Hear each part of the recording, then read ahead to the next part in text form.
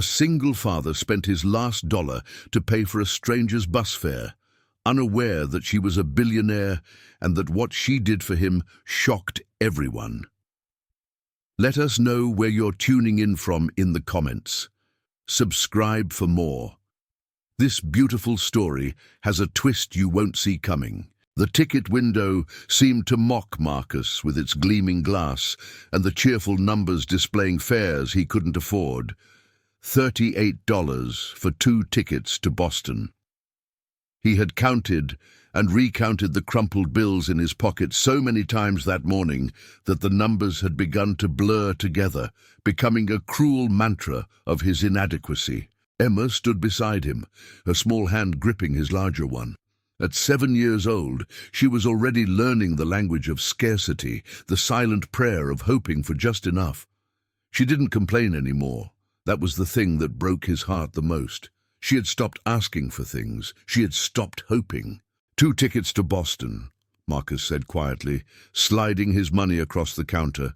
His voice carried the weight of compromise, of sacrifice made not in grand gestures, but in the accumulated small deaths of dreams deferred. The ticket agent, a woman whose name tag read Sharon, looked at the bills and shook her head with the professional sympathy of someone who had delivered this same message 1,000 times. "Honey, you're short. That's only $34. You need 38. Marcus felt his stomach drop. Of course he was short. He had calculated wrong, or perhaps the fare had increased since he last checked 3 days ago when he was already planning this trip. The mathematics of poverty were never stable. They shifted like sand, always moving just beyond your grasp. He turned to Emma, watching her face fall. Her grip on his hand tightened. "It's okay, sweetheart," he whispered, though it wasn't. None of it was okay. His sister had arranged for them to stay with her family in Boston while Marcus tried to find work. A fresh start, she had called it. Now even that small mercy seemed beyond their reach. "Excuse me," a voice said from behind them. "I'll pay the difference." Marcus turned to see a woman standing in line behind them. She was striking in that way that suggested old money and European vacations. Her clothes were impeccable, her jewelry understated but clearly expensive, her dark hair styled with the kind of precision that Marcus associated with people who had never worried about affording a haircut. "No," Marcus said immediately. Pride, perhaps misplaced, rose in his chest like a fist. "I can't accept that." The woman smiled, and it was the saddest smile Marcus had ever seen. "Please, I insist." There was something in her eyes, a recognition of something broken, perhaps of something broken in herself. Marcus found himself unable to refuse.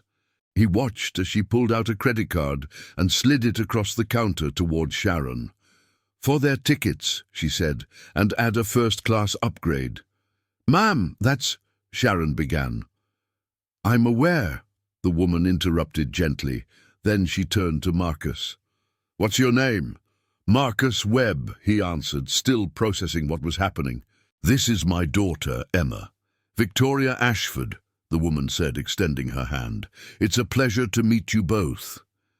Marcus shook her hand, and he felt something electric in the contact. Not romantic, not yet, but something that acknowledged mutual recognition.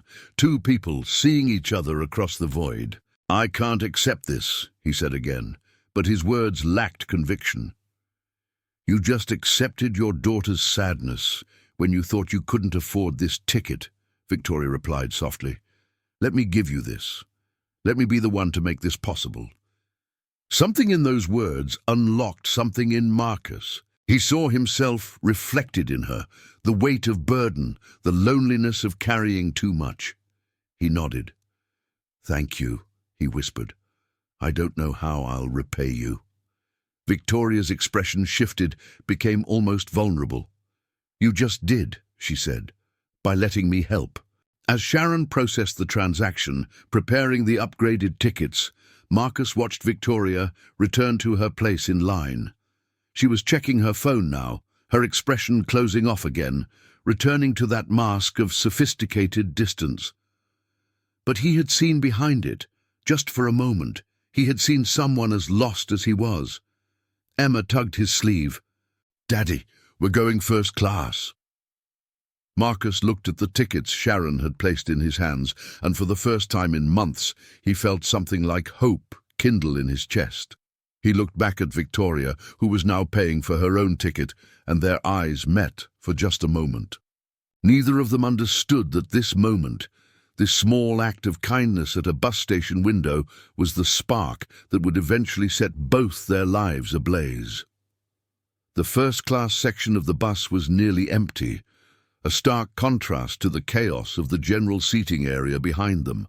Marcus had never ridden first class in anything. He felt like an imposter as he guided Emma to a seat by the window, running his hand along the soft upholstery, as if it might disappear if he didn't anchor it to reality. Emma's eyes were wide with wonder. "Daddy, it's so nice here." "It is, baby," he agreed, helping her settle in. Her small face was pressed against the window, watching the other passengers board below. Marcus sat beside her, still holding the tickets as if they were lottery winnings. "Is this real?" Emma whispered. The question undid him slightly. At 7 years old, she was already learning to doubt good fortune, to assume it was temporary. He pulled her close. "It's real, sweetheart, it's all real." The bus began to fill, and Marcus found himself relaxing slightly as they settled into the comfortable seats. He had worried about Emma sleeping properly, about having enough money for food during the trip.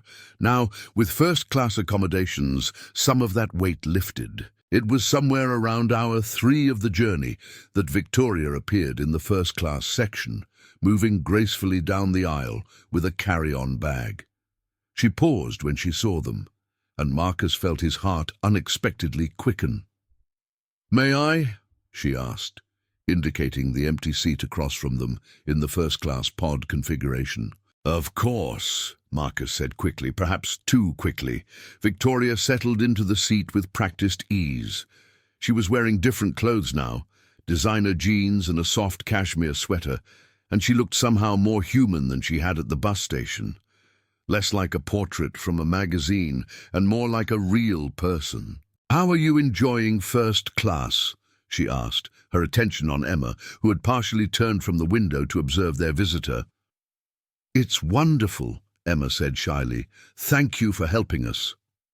Victoria's expression softened. "You're very welcome. What's your name?" "Emma Webb."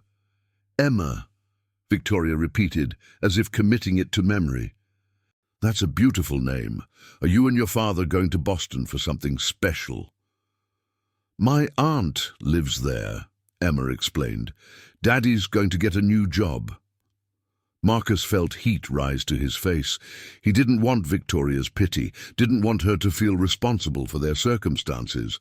But Victoria merely nodded thoughtfully. "That's wonderful," she said. "A fresh start." "What about you?" Marcus asked. "Are you from Boston?" Victoria hesitated, and he watched the mask slide back into place. "I live several places. Boston occasionally. Mostly New York. I was visiting someone here." She paused.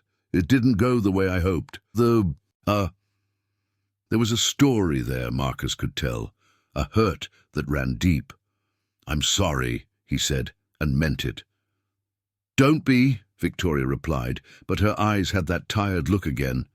"I'm learning that sometimes things don't work out the way we plan, but that might be for the best." Emma had already returned her attention to the window, swinging her feet contentedly in a way that suggested she was enjoying the comfort of the seat.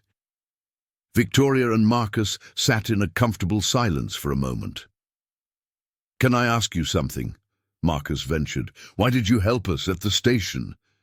Victoria was quiet for a long moment. When she answered, her voice was thoughtful. "I was having a bad day, a bad month actually, a bad life if I'm being honest. I was at that bus station trying to get away from something, and then I saw you and your daughter, and I saw someone who was trying so hard to do right by their child, despite everything being stacked against them." She met his eyes. It reminded me that not everything in the world is as broken as I thought it was. Marcus didn't know what to say to that. The vulnerability in her statement hung between them like a secret. "Thank you for telling me," he finally said, "and for helping us." "Thank you for letting me," Victoria replied. They didn't talk much after that, though they travelled in proximity for the rest of the journey. Marcus watched Victoria read a book, some dense-looking novel, while Emma dozed against his shoulder. But he found his attention drifting to Victoria more often than not, wondering about the woman who could afford first-class tickets without blinking, who seemed to carry an invisible weight that no amount of money could lighten. When the bus pulled into Boston Station and they began gathering their things, Victoria stood as well. "Will you be all right?" she asked Marcus. "In Boston?" "I think so," he said. "My sister will help us get settled. And then? And then I find work, I rebuild, I make sure Emma is okay, the same things everyone does." Victoria nodded slowly. She pulled out her phone and typed something, then handed it to him. "My number. In case you ever need anything, I mean that. Anything at all." Marcus stared at the phone, at the digits displayed on the screen. "I can't." "You're not accepting charity," Victoria interrupted gently. "You're accepting a connection with someone who recognizes something in you, someone who might one day need to recognize something back." He took the number. It felt significant, though he couldn't explain why. As they parted ways at the station, Victoria toward a waiting car that Marcus hadn't even noticed, and a driver who snapped to attention the moment he saw her. Marcus toward the taxi stand where he'd meet his sister. Neither of them realized that this connection, this thin thread of kindness, would eventually bind their fates together in ways neither could have imagined. 3 weeks in Boston didn't yield much in the way of employment prospects for Marcus. He had applied at 17 different places: warehouses, delivery companies, grocery stores, restaurants, and had received only rejections. His sister, Catherine, had been supportive but worried, her own financial situation precarious as a single mother of 2 teenagers. It was Emma who suggested he call Victoria. "Daddy," she said one evening, watching him fill out yet another application at Catherine's kitchen table, "why don't you call that lady?" "That's not why she gave me her number, sweetheart. Maybe she could help you find a job." Marcus wanted to explain that Victoria was simply a kind stranger, that her gesture had been momentary kindness, nothing more. But doubt gnawed at him. He had Victoria's number memorized by now, had nearly called a dozen times, had convinced himself each time that it would be inappropriate. But Emma's innocent suggestion unlocked something in him. He looked at his daughter's hopeful face and realized that his pride had never been worth her uncertainty about their future. He called Victoria that night after Emma was asleep. "Marcus," she answered on the 3rd ring, and her voice suggested she had saved his number, that she remembered him clearly. "I didn't expect to hear from you so soon." "I'm sorry," he began. "I shouldn't have called. I know you were just being kind at the station." "Marcus," she interrupted, "why are you calling?" He decided to be honest. "I need help. I've been looking for work for 3 weeks and I'm not finding anything. I don't want to beg, but I don't know what else to do. I have a daughter who depends on me." There was a pause. When Victoria spoke again, her voice had shifted, become more businesslike. "Where are you staying?" He gave her his sister's address. "I'll send a car for you tomorrow morning at 9. Bring your identification and a list of any work experience you have." "Victoria, 9 o'clock, Marcus, please." She hung up before he could protest further. The car arrived precisely at 9. A sleek black sedan, driven by a man in a suit who treated Marcus with unusual deference. It occurred to Marcus, as they drove through increasingly wealthy neighborhoods, that he didn't actually know what Victoria did for a living. He had assumed she was wealthy, but he had no idea of the source or extent of her wealth. They pulled up to a building that took his breath away. Modern, glass-fronted, gleaming. The directory in the lobby listed dozens of company names. The driver guided him to the elevator to the 42nd floor, and when the doors opened, Marcus found himself in a sleek reception area where Ashford Capital Management was etched in elegant letters across the wall. A secretary, who looked professionally intimidating, guided him to an office with floor-to-ceiling windows overlooking the city. Victoria stood when he entered, and she looked different here, more powerful, more certain. This was her kingdom, and he was seeing her on her own terrain. "Marcus," she said, coming around her desk to greet him, "thank you for coming." "I still don't understand," he said. "Why am I here?" Victoria gestured for him to sit. "I did some research after we met." "Research? On you? Don't look alarmed. I'm not a stalker. I simply looked into your background. You're honest, hard-working, and you've been through genuine hardship. That's rare." Marcus didn't know whether to be flattered or disturbed. "How did you research me? You only know my name." "I know who I am," Victoria said simply, "and I have resources. I contacted your sister's landlord, some of your previous employers. Everyone speaks of you with genuine respect and kindness. That matters to me." "Why?" Victoria moved back behind her desk, and Marcus saw her struggle with something internal, some calculation. "Because," she said finally, "my world is full of people who are kind because they want something. You were kind to me at that bus station, and you wanted nothing in return. That's endangered species in my life." She pulled out a folder. "I have a job for you. It's not glamorous, but it's honest work. It pays well, and it comes with benefits. I'd like you to work as a project manager for one of my real estate holdings. You'll oversee renovations, manage contractors, ensure quality. Based on your work history, I believe you can do this job." Marcus stared at the papers she slid toward him. The salary made his heart stop. "This is too much." "It's market rate for someone competent," Victoria said coolly. "Do you not want the job?" "I want it," Marcus admitted, "but I don't understand why you're offering it." Victoria met his eyes, and for a moment he saw that vulnerability again, the crack in her armor. "Because I need to know that kindness still exists in this world. And because maybe, just maybe, I want to be a better version of myself, being able to help you, actually help you, not just hand you money at a bus station. That feels important." He took the job. Over the following weeks, Marcus threw himself into the work with the intensity of someone who understood the magnitude of the opportunity. He managed renovations on 3 properties, solved logistical problems, brought projects in on time and under budget. He worked harder than anyone else on the team, not out of obligation, but out of genuine gratitude and determination.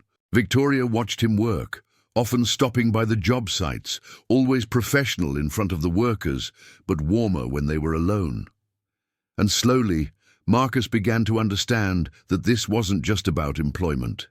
This was about 2 people finding something in each other that they had both been missing. 6 months into the job, Marcus had rebuilt his life. He and Emma moved into their own apartment in Boston, a modest but clean space that represented more stability than they had ever known. Emma had enrolled in 2nd grade and was thriving. Marcus had earned 2 performance bonuses and was considered one of Victoria's most valued employees. Victoria had inserted herself into their lives in small, thoughtful ways.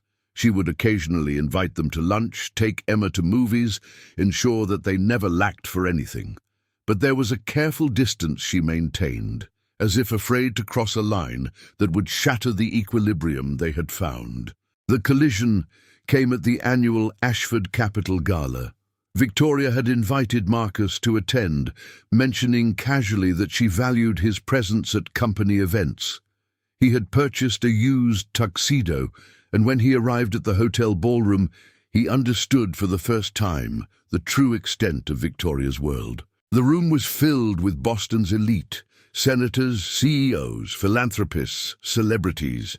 Victoria looked resplendent in a gown that cost more than Marcus's yearly salary, her dark hair swept up to reveal the elegant line of her neck. She was surrounded by powerful people, and yet, when her eyes found Marcus across the room, she excused herself and came to him immediately.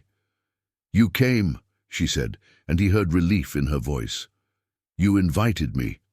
"I did. I'm glad. I wanted you to understand something about my life." She guided him through the evening, introducing him to colleagues, making sure he felt comfortable. But when they returned to her hotel suite later that night, she had insisted on giving him a room so he wouldn't have to drive back. Something shifted. They were standing on the balcony, overlooking the lights of Boston, and Victoria said, "I need to tell you something, and then I need to know if you can forgive me." Marcus's stomach tightened. "What?" "I didn't hire you because I thought you were qualified," Victoria said. "I hired you because I was attracted to you. Not as an employer to an employee, but as a woman to a man. And I did it in a way that was manipulative. I used my resources to investigate you, then dangled employment in front of you when I knew you were desperate." Marcus felt a surge of conflicting emotions. Betrayal, yes, but also understanding. "Why are you telling me this?" "Because," Victoria turned to face him, "over these 6 months I've watched you work. I've watched you with your daughter. I've watched you be consistently, genuinely good, not because you're trying to impress anyone, but because that's who you are. And I've realized that I've fallen in love with you." The words hung in the night air between them. "Victoria, let me finish," she said. "I'm not asking for anything. I just need you to know. I also need you to know that if you want to quit, if you want to get away from me and this situation, I will completely understand. I'll give you a reference. I'll ensure you're taken care of financially, not as charity, but as compensation for my own manipulation of your circumstances." Marcus stepped closer to her. "Have you considered that maybe, despite how we arrived here, something real has developed?" "That's the thing," Victoria whispered. "I'm terrified that everything between us is built on deception, that if you knew the real me, the selfish, broken parts of me, you wouldn't be here." "I saw those parts," Marcus said, "at the bus station. I've been watching you carefully for 6 months. Yes, you're complicated and wounded, but you're also capable of genuine kindness. You gave my daughter a chance. You gave me a chance." He reached out and took her hand. "I don't know if I'm in love with you yet, but I know I'm willing to find out." Victoria's eyes filled with tears. "Is that possible, after how this started?" "Maybe," Marcus said. "Or maybe it's the only way something real could have started. Maybe we both needed to be where we were, broken and desperate, to recognize each other." She kissed him then, and it felt like a turning point, like the moment when two people stopped moving around each other and finally moved toward each other. But neither of them knew that the collision was just beginning, that the greatest challenges lay ahead. The first month of their relationship was almost perfect. Victoria moved them into a larger apartment, one with a second bedroom that Emma claimed as her own, decorating it with posters of her favorite books and paintings. Marcus continued to excel at work, but now he was working for someone he loved, which added an unexpected dimension to everything. Then, one evening, Victoria's phone rang, and everything changed. Marcus was helping Emma with her homework when he heard Victoria's voice from the other room, sharp, strained. "I told you never to call me again. I told you I was done with that world." He exchanged a look with Emma, who seemed to sense that something had shifted in the atmosphere. When Victoria emerged from the bedroom, her composure had splintered. She looked panicked in a way Marcus had never seen. "What happened?" he asked. "My father," she said. "He's ill, seriously ill. He's in the hospital in New York and he's asking for me." "Then you need to go to him," Marcus said immediately. But Victoria shook her head violently. "You don't understand. My father and I haven't spoken in 8 years. He disowned me when I refused to marry the man he had selected for me. when I chose to run Ashford Capital my own way rather than under his thumb. He told me I was dead to him. And now, apparently he's dying, and he wants to reconcile." She sat down heavily. "But it's more complicated than that. That phone call was from my father's attorney. He wants to see me because—" She looked at Marcus. "Because he's dying and he wants to change his will. He wants to leave me his entire estate, and he'll do it, regardless of how I've hurt him, because I'm his daughter." "That sounds like a father who loves you," Marcus said quietly.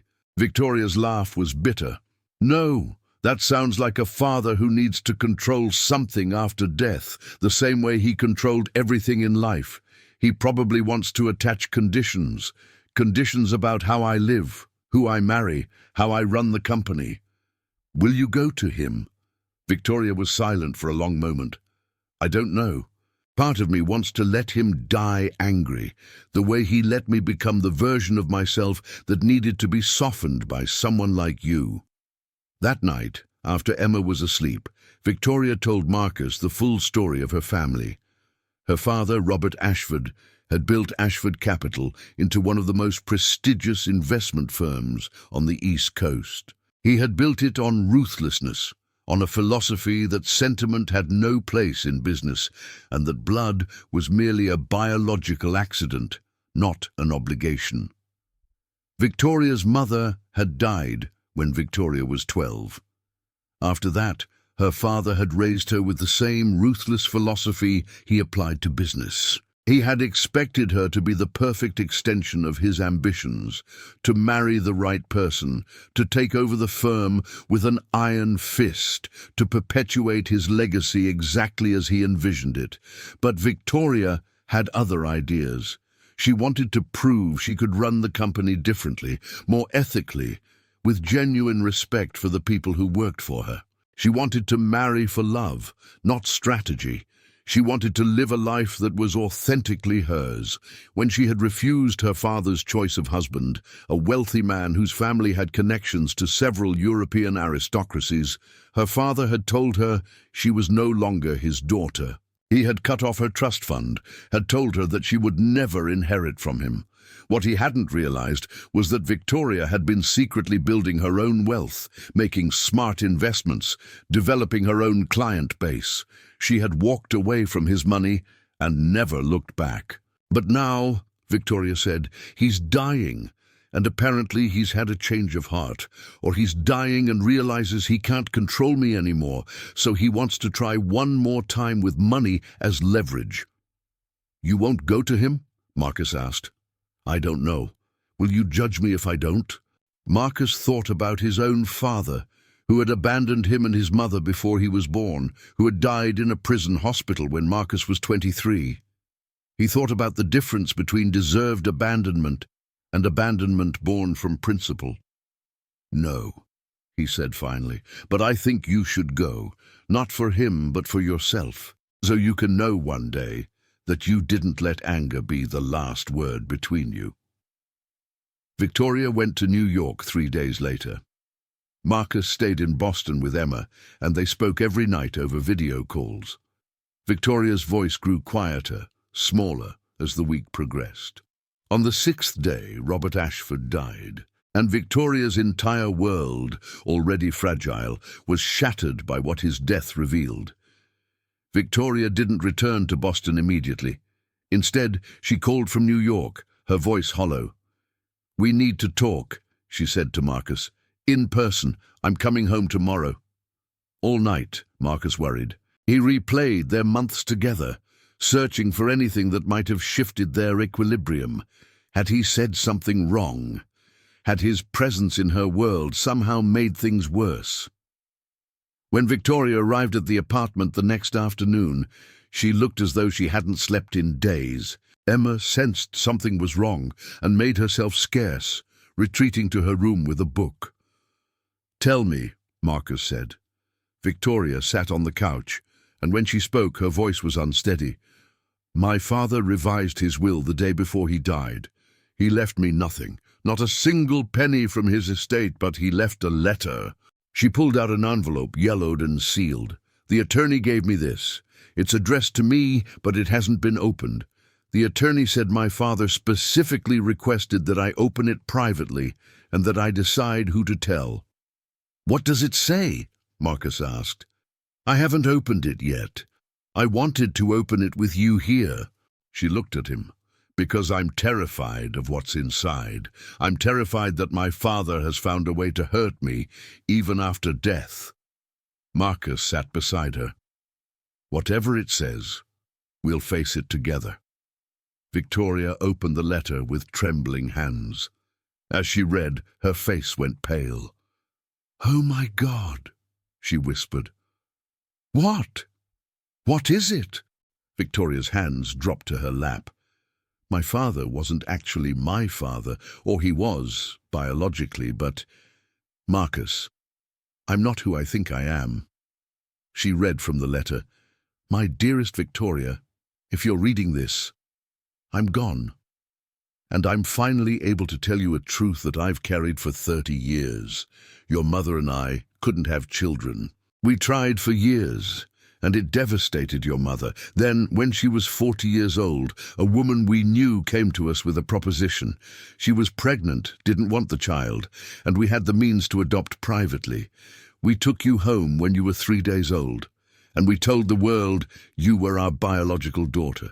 Your mother loved you more than she loved life itself. I loved you as best I could, which I admit was not well. But you were never a burden to us. You were our salvation. If I treated you as a replacement for myself rather than as a person, it was because I feared losing you the way I feared losing everything. I won't ask for forgiveness, but I wanted you to know that you were wanted, you were chosen, you were loved. Victoria read the letter twice, then looked at Marcus with tears streaming down her face. I don't know who my biological parents are, she said. The letter doesn't say. It just says that there's a trust account completely separate from the estate that was established for me at birth. It contains the biological mother's payment for the adoption, plus interest, plus documents that might help me find my real family if I choose to look. Marcus felt the weight of this moment. How do you feel? I don't know, Victoria said. I'm angry at my father for never telling me. I'm devastated that my mother is gone and I never got to ask her about this. And I'm terrified of what I might find if I try to look for my biological family. She looked at Marcus and her vulnerability undid him. I'm also, she said quietly, terrified that now that you know I'm not really an Ashford, you might question everything between us. That you might wonder if I'm still the person you fell in love with. Marcus took her hands. You were never just the Ashford name. You're Victoria. You're the woman who paid for a stranger's bus fare.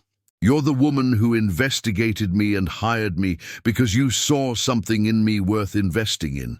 You're the woman who loves my daughter. Your genetics don't change any of that. What if I want to find my biological family? Victoria asked.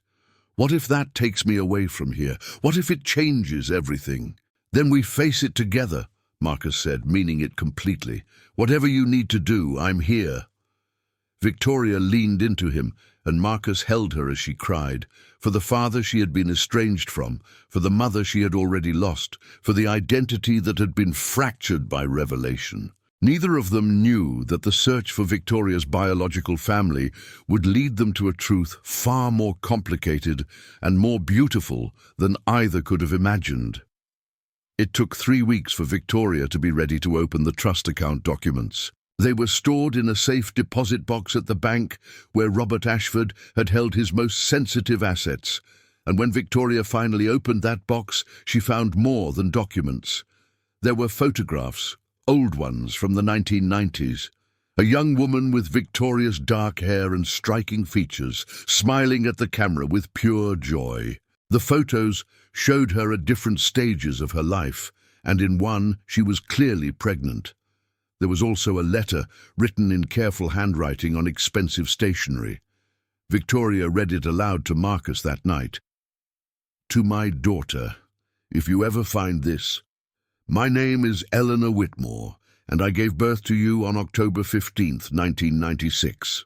I was 20 years old, alone and terrified. The Ashfords were kind people who could give you a life I couldn't. They were also powerful people, and they made it clear that if I ever tried to contact you, they would bury me. I accepted their terms because I loved you enough to walk away. But I want you to know you were not a mistake. You were the result of a beautiful, brief love with a man named Daniel Foster. He never knew about you. I never told him. I was too ashamed and too afraid. Over the years, I've watched from a distance as you grew into a remarkable woman. I was proud of you, even though you didn't know I was watching. I've included contact information for my family.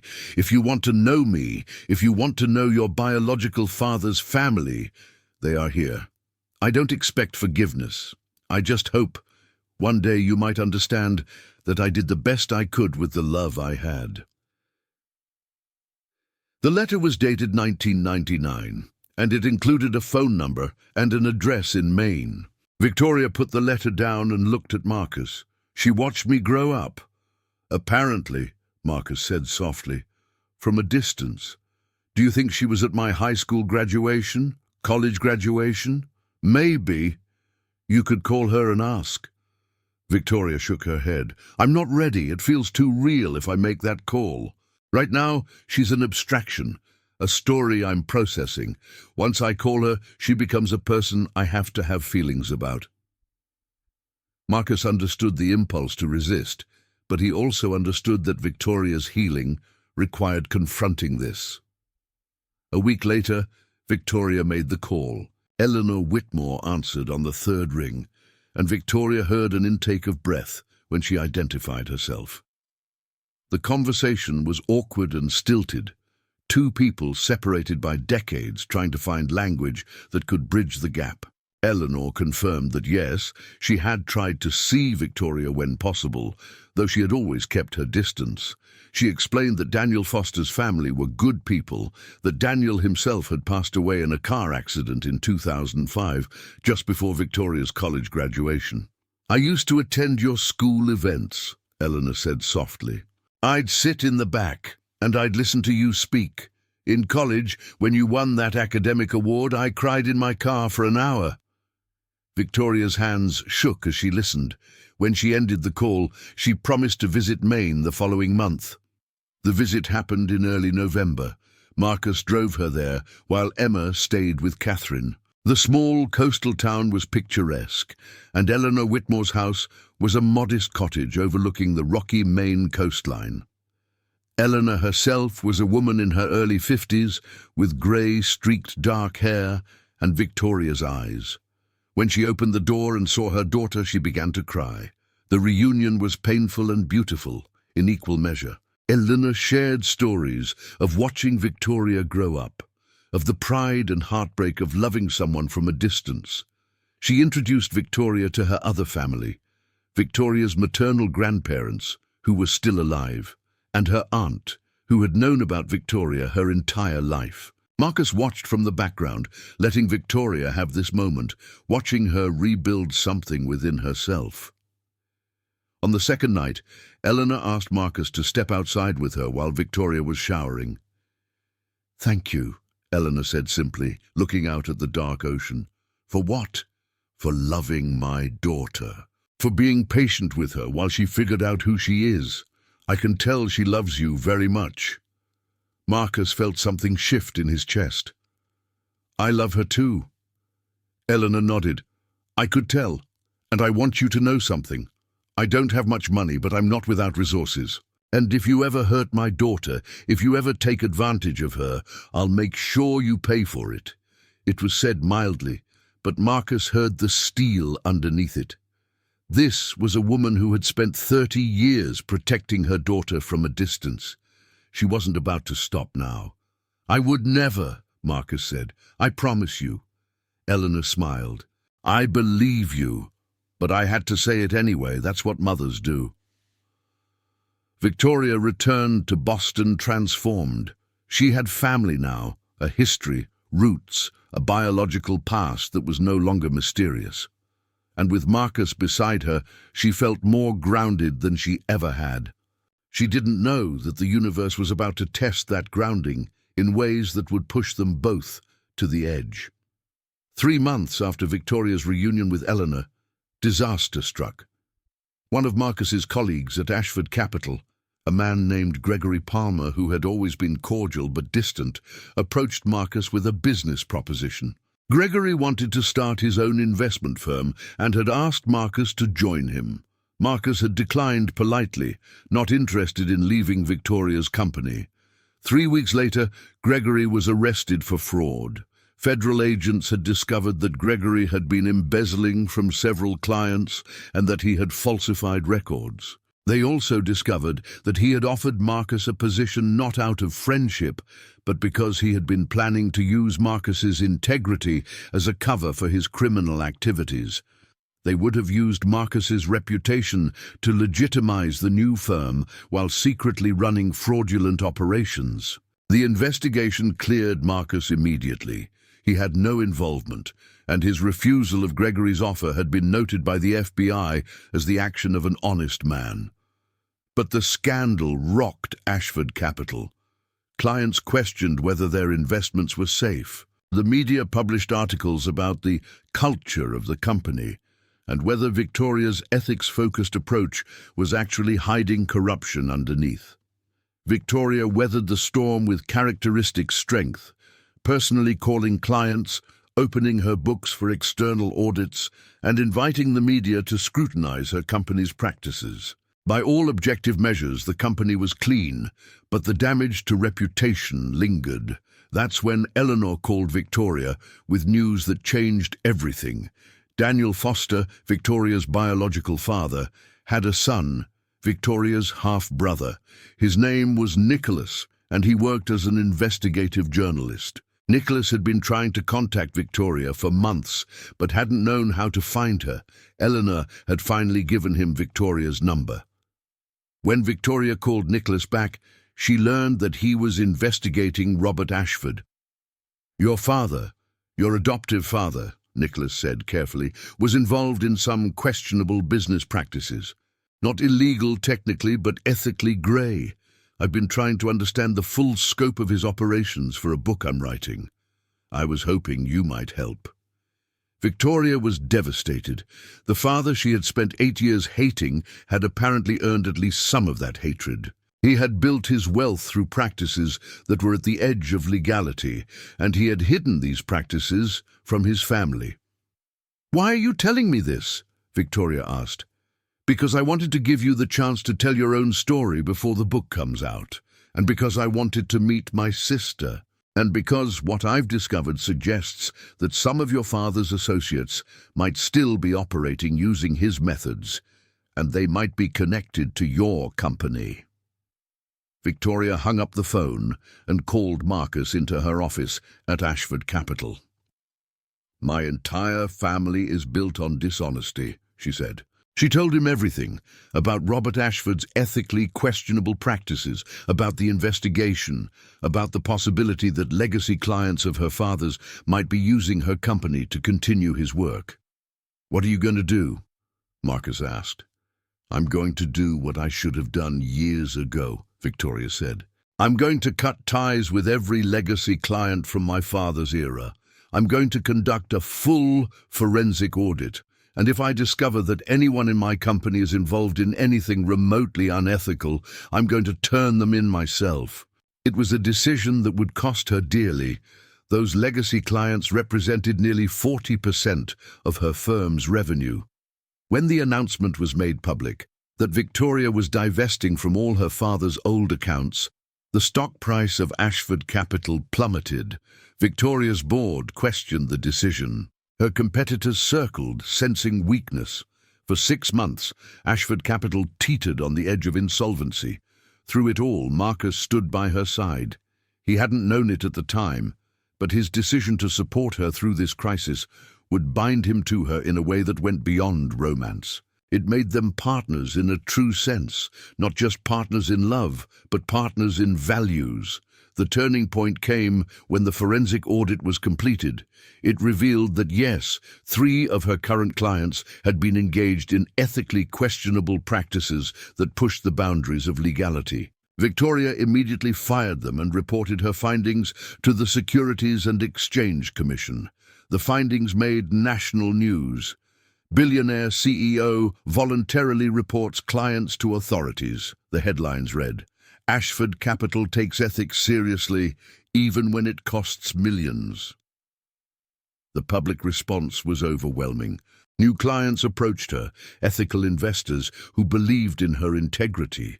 Within a year, Ashford Capital was stronger than it had ever been, not through the corrupted wealth of Robert Ashford's era, but through the genuine trust of people who believed in her vision.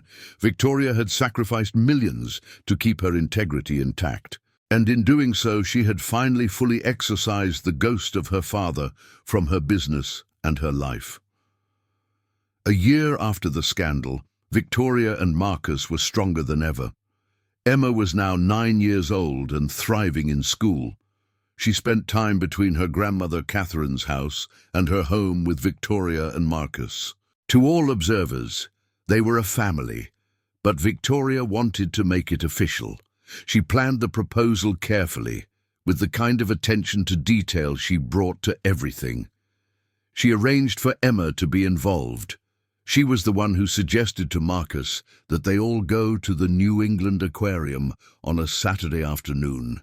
Emma was the one who nudged them toward the seahorses exhibit, where Victoria had arranged for the aquarium to have a photographer present. She didn't have a ring ready when she asked. Instead, she had planned to pick one out together. But as she stood in front of Marcus, with Emma holding a sign that said, "Say yes, Marcus, be our dad," Victoria's carefully planned words dissolved. "I'm terrified," she said simply. "I'm terrified because I love you in a way that makes me vulnerable. I love you because you see me for who I really am. Not the Ashford wealth, not the complicated family history, just me and Emma." And she looked at her stepdaughter-to-be. "You've become the daughter I never thought I'd have. And Marcus, you've shown me that love isn't about wealth or status or control. It's about sacrifice and patience and choosing every day to show up for someone." "Victoria," Marcus began, but she pressed on. "Let me finish. I'm asking you to marry me. I'm asking you to build a life with me. I'm asking you to let me be the best version of myself because you believe that's who I am, and I'm promising that I will spend the rest of my life being worthy of the love you give me." Marcus pulled her close, and tears were streaming down both their faces. "Yes," he said simply. "Yes to all of it." Emma squealed with delight and threw her arms around both of them. The wedding happened 6 months later on a beach in Maine, with Eleanor and her family present, with Catherine and her children there, with the closest friends and colleagues of both Victoria and Marcus in attendance. It was small and intimate and perfect, nothing like the grand affairs that Victoria's family might have expected. Marcus wore a suit that he had purchased, not rented. Victoria wore a dress that was beautiful, but not ostentatiously expensive. Emma walked between them, both of them holding her hand. When the officiant asked them to exchange vows, Marcus went first. "I came to your company with nothing but desperation," he said to Victoria. "I had a daughter I wanted to give the world to, and I had no way to do it. You saw something in me that I didn't see in myself. And then you saw something in both of us, potential, worthiness, a future that was brighter than our past. I promised to spend my life making sure you never regret that choice. I promised to love you the way you deserve to be loved, completely, faithfully, and with gratitude for every day I get to be your partner." Then Victoria spoke, her voice steady despite her tears. "When I saw you at that bus station, I thought I was doing charity. I didn't know I was meeting my salvation. You showed me that kindness isn't weakness, that vulnerability isn't a character flaw, that the most important things in life can't be bought with money. I promise to build a life with you where both of us are safe, where we can be completely ourselves, where we never have to wonder if we're loved. And I promise to be the partner you deserve, to work beside you, to dream with you, and to face whatever comes together." When they kissed, the small crowd applauded, and Emma threw flower petals into the air. That night, in a cabin overlooking the ocean, Marcus and Victoria made love with the kind of complete surrender that only comes when two people are absolutely certain of each other. It wasn't their first time together. They had been intimate before, but it felt different. It felt like a claiming, a commitment, a promise etched into their very beings. Later, lying in the darkness, Victoria whispered, "I used to think money was the most important thing in the world. And now I realize I was always looking for this, for you, for Emma, for family and connection and love." "I know," Marcus said, pulling her close, "and I realized that I didn't need to sacrifice everything for Emma. I just needed to find someone who understood that sacrificing for love is the only worthwhile sacrifice there is." They fell asleep tangled together, and neither of them noticed the car that had been following Victoria for the past 3 days, or the man inside the car taking photographs. The photographs appeared in a tabloid 3 days after the wedding. There was nothing explicitly compromising about them. They showed Victoria and a man getting into a car together, kissing, holding hands. But the caption was devastating. "Ashford CEO's secret lover. Does the billionaire's husband know?" Marcus saw them first, when a colleague sent him a link with a confused message. "Is this Victoria?" His heart stopped. He read the article, which claimed that Victoria had been engaged in an affair with a man named Daniel Rothschild, a wealthy investor, and that the wedding to Marcus had been a cover-up, a way to hide her secret relationship. The photographs appeared to be recent. They were from the past week. And they looked damning, even though Marcus knew they had to be doctored or taken out of context. He called Victoria immediately. "Have you seen the tabloid story?" he asked.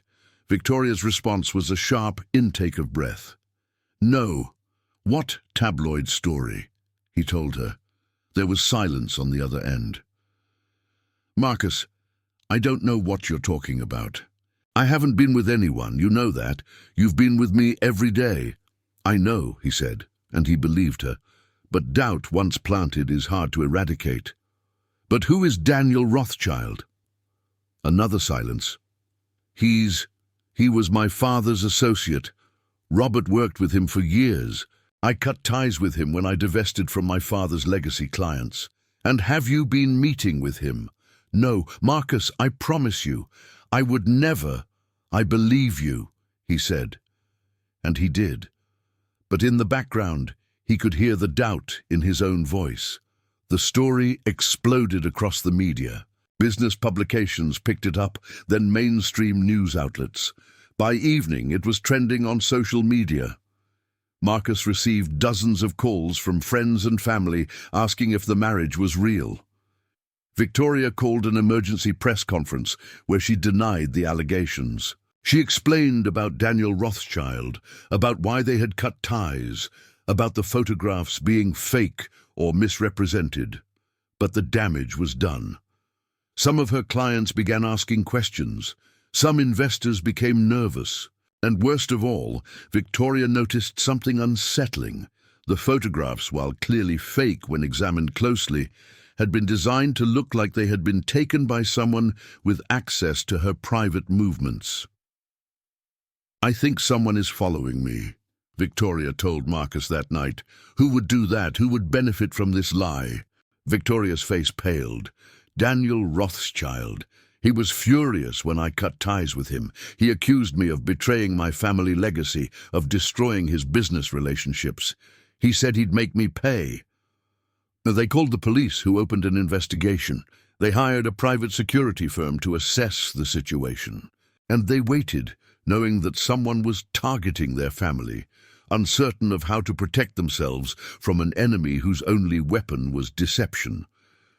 But the story of the affair, despite being proven false, never fully disappeared from the public consciousness. For months, Victoria was defined by the scandal, not by her ethics or her business acumen. She was the woman whose marriage was covering up infidelity. It was exhausting and demoralizing, and it tested their marriage in ways they hadn't anticipated. One night, Marcus found Victoria crying in their study. "What if he's right?" she said. "What if I'm not actually a good person, and I've just been fooling myself and everyone else?" Marcus sat beside her and pulled her close. "You're a good person. The evidence of that is overwhelming. One man's lies can't change that. But what if you start to believe it? What if you wake up one day and realize you're married to someone you don't actually trust?" "I trust you completely," Marcus said. "And I always will." But even as he said it, he felt a crack form in the certainty that had sustained them, and he wondered if that crack was the beginning of the end, or just another test they would have to survive together. The breakthrough came 6 months after the scandal, when the private security firm Victoria had hired finally identified the source of the photographs. They had been taken by a professional photographer hired by Daniel Rothschild, yes, but they hadn't been fake. They had been real photographs of Victoria, but Victoria had been meeting with Daniel Rothschild for a reason no one had anticipated.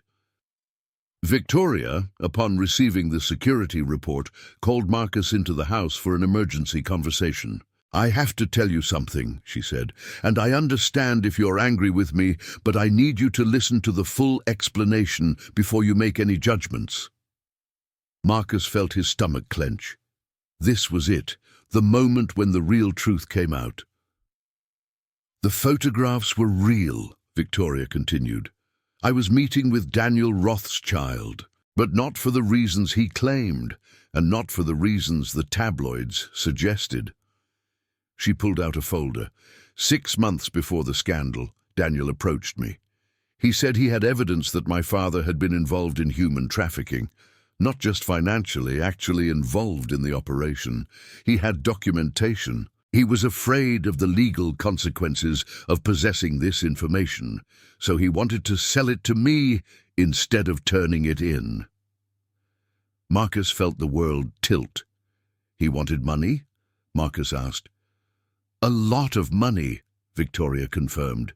"He asked for $10 million for the documents. I knew I couldn't involve the authorities directly because Daniel would be arrested and the documents might be suppressed. So I did something I'm not proud of. I met with him secretly to authenticate the documents and make the exchange." "Why didn't you tell me?" Marcus asked. "Because I was ashamed," Victoria said. "I was ashamed that my father had been involved in something so evil, and I was ashamed that I felt complicit by virtue of his blood, and I was afraid that if I told you, you'd judge me for it." "Did you pay him?" "I did. $10 million transferred to an offshore account. Then I took the documents to the FBI and turned them in, along with the information about Daniel Rothschild." Marcus struggled to process this. "So, you lied to me. You lied to everyone." "Yes," Victoria said. "And I'm sorry, but I was trying to handle something dangerous in the best way I knew how." "And the photographs?" "Daniel took them himself before I paid him. Insurance," he said. "He was going to use them to control me if I tried to turn him in. But the FBI moved faster than he expected, and he was arrested before he could do anything with them. But someone leaked the photographs to the tabloids. I suspect someone from the FBI who was bitter about my father's legacy." Marcus stood and walked to the window. Outside, Emma was playing in the yard with her grandmother Catherine, completely unaware that the foundation of her family was being shaken. "I need time," he said finally. "I need time to process this." "I understand," Victoria said, but Victoria also did something else. She went public with the information about her father's involvement in human trafficking. She held a press conference and explained in detail the circumstances of the secret meetings with Daniel Rothschild. She explained that she had turned the evidence over to the authorities and she named her father's co-conspirators. The reaction was swift and complex. Her business reputation was damaged by the revelation of her father's crimes. Many people felt that she should have done more, sooner, to stop him. But she also gained respect for her honesty in revealing the truth, for her willingness to sacrifice her father's legacy in order to do what was right. The scandal that had threatened to destroy her marriage instead became a bridge back to understanding. Because Marcus realized, in hearing the full story, that Victoria had been protecting their family, not by hiding the truth, but by confronting it head-on in the way she believed was most effective. One evening, after Emma was asleep, Victoria found Marcus sitting on the porch, looking out at the night sky. "I've been thinking about what you did," he said. "I've been angry about the lie, but I've also been thinking about why you lied. You lied to protect me in a way. You lied because you didn't want me to have to carry the weight of knowing about your father's crimes. And I realized that's not how partnerships work. We're supposed to carry weight together. You did me a disservice by trying to protect me from that weight." Victoria sat beside him. "I was afraid you'd leave." "I'm not leaving," Marcus said. "But next time tell me the truth, even when it's hard, even when it makes you look bad. The truth is the only thing that can't destroy us. Lies can destroy us, but truth just changes shape. We face it and move forward." Victoria took his hand and they sat together in the darkness, two people who had both been shaped by poverty and wealth, by abandonment and love, by lies and truths, finally understanding what it meant to build something real together. 5 years later, Marcus and Victoria stood in the lobby of the Robert Ashford Memorial Foundation, a non-profit that they had founded together. The foundation focused on supporting vulnerable children and families, preventing human trafficking, and providing educational opportunities to those trapped in poverty. The irony was not lost on them. Victoria's father's name, once a symbol of ruthless capitalism, was now associated with humanitarian work. But it felt right. It felt like redemption, not just for Victoria, but for the memory of Robert Ashford himself. Emma, now 14 years old, was giving a speech at the Foundation's annual gala. She spoke about her own experiences with poverty, about how her father had sacrificed everything for her, and about how she had been fortunate enough to meet a woman who believed that everyone deserved a second chance. "My mom, and yes, I call Victoria my mom now, once told me that the most important thing in life is being willing to see people for who they actually are, not for what they have or what they lack," Emma said. "She told me that story, and it changed everything about how I see the world." Marcus watched Emma with tears in his eyes. She had blossomed under the stability and love that Victoria provided.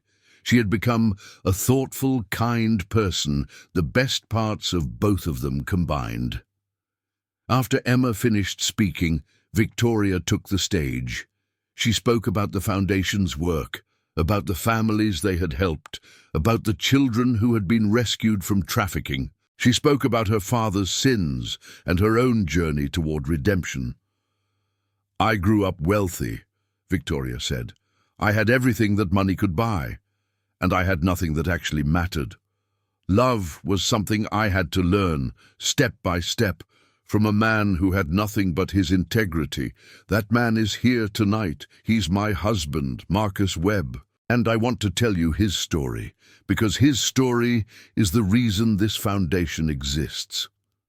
She told the story of the bus station, of Marcus paying for her ticket with his last dollar, of how that one act of kindness had set off a chain reaction that ultimately saved her from a life of hollow privilege. "The world told Marcus that he was a failure because he was poor," Victoria said. "The world told him that his worth was measured by his bank account, but he knew better. He knew that his worth was measured by his love for his daughter, by his willingness to sacrifice, by his integrity in a world that doesn't always value integrity. And when I met him, I realized I had been taught the wrong measure of worth my entire life. After the gala, when the crowds had cleared and the three of them were alone in the foundation offices, Emma hugged both Victoria and Marcus. "I'm so proud of you," she said. "We're proud of you," Marcus replied, pulling her close. Later that night, after Emma had gone home with Catherine, she still spent part of her time with her grandmother, and Catherine was now a beloved figure in her life. Marcus and Victoria stood on the balcony of their home, looking out at the city lights. "Do you ever regret it?" Victoria asked. "The life you have now? Sometimes I wonder if you would have been happier if we'd never met, if you'd been able to keep your independence." Marcus turned to her. "I regret the years we lost before we met, because I would have loved to have more time with you. But I don't regret a single moment since. You challenged me to be better. You showed me that it was possible to want more than just survival. And you gave me a family that feels real, that feels like home." "I was so broken when we met," Victoria said. "I was so certain that love was just another transaction, another thing to be controlled and managed." "You weren't broken," Marcus said. "You were just waiting for the right person to help you trust again." They stood together in the darkness, and Marcus felt that deep sense of belonging that he had learned to trust over the years. This was real, all of it. The struggling years, the scandal, the revelations, the hard work of building a life together, it was all worth it. "I have something for you," Victoria said, disappearing into the house. She returned with a small envelope. Inside was a photograph, the original ticket from that day at the bus station.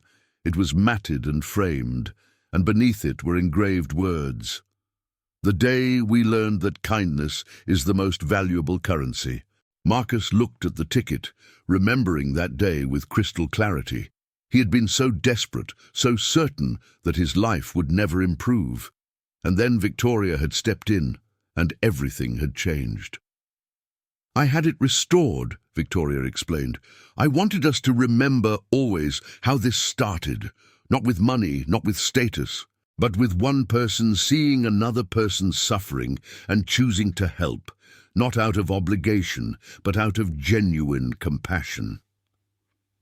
"I love you," Marcus said, pulling her close. "I love you so much." "I love you too," Victoria replied. "And I'm so grateful that we met at that bus station. I'm grateful every single day." They held each other, watching the city lights shimmer in the darkness. Neither of them had any doubt about what they had built together. It wasn't the kind of happiness that could be bought with money. It wasn't the kind of love that came easily or without sacrifice. It was the kind of love that was earned through honesty, through vulnerability, through choosing each other over and over again, in the face of every obstacle that life placed in their path. And that, they both knew, was the only kind of love worth having.